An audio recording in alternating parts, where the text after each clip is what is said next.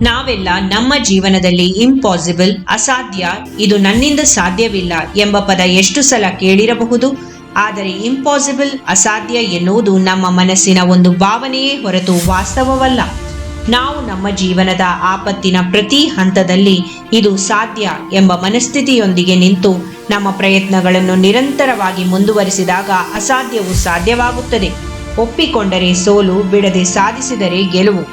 ಪ್ರತಿ ಯಶಸ್ವಿ ವ್ಯಕ್ತಿಯ ಹಿಂದಿನ ಜೀವನವನ್ನು ನೋಡಿದಾಗ ಪ್ರತಿ ಅಸಾಧ್ಯತೆಗಳ ನಡುವೆಯೇ ಸಾಧನೆಯ ದೀಪ ಬೆಳಗಿರುವುದನ್ನು ಕಾಣುತ್ತೇವೆ. ಸಾಮಾನ್ಯ ಕುಟುಂಬದಿಂದ ಬಂದ ಡಾಕ್ಟರ್ ಎಪಿಜೆ ಅಬ್ದುಲ್ ಕಲಾಂ ಅವರು ಅಸಾಧ್ಯ ಎಂದು ಕೈಕಟ್ಟಿ ಕುಳಿತಿದ್ದರೆ ಅವರು ಭಾರತದ ಖ್ಯಾತ ವಿಜ್ಞಾನಿ ಮತ್ತು ರಾಷ್ಟ್ರಪತಿಗಳಾಗುತ್ತಿರಲಿಲ್ಲ. ಅದೇ ರೀತಿ ಬಿಹಾರದ ಒಂದು ಸಣ್ಣ ಪಟ್ಟಣದ ಹುಡುಗ ಧೋನಿ ಭಾರತದ ಕ್ರಿಕೆಟ್ ತಂಡವನ್ನು ಗೆಲುವಿನ ಶಿಖರಕ್ಕೆ ತಲುಪಿಸಲು ಸಾಧ್ಯವಾಗುತ್ತಿರಲಿಲ್ಲ. ನೀವು ನಿಮ್ಮ ಸವಾಲುಗಳನ್ನು ಜಯಿಸಲು ಸಿದ್ಧರಾಗಿದ್ದರೆ ಅಸಂಭವ, ಇಂಪಾಸಿಬಲ್ ಎನ್ನುವುದು ಒಂದು ತಾತ್ಕಾಲಿಕ ಶಬ್ದವಷ್ಟೇ. ನೀವು ನಿಮ್ಮ ಗುರಿಯ ಕಡೆಗೆ ಮಾಡಿದ ಪ್ರತಿಯೊಂದು ಹೆಜ್ಜೆಯು ಅಸಾಧ್ಯವನ್ನು ಸಾಧ್ಯವಾಗಿಸುವ ಮಾರ್ಗವಾಗಬೇಕು. ಇದನ್ನು ಮಾಡಬಲ್ಲೆ, ಇದು ನನ್ನಿಂದ ಸಾಧ್ಯ ಎಂಬ ಭಾವನೆಯೇ ಇಂಪಾಸಿಬಲ್ ಅನ್ನು ಪಾಸಿಬಲ್ ಆಗಿ ಬದಲಾಯಿಸುವ ಆಯುಧ.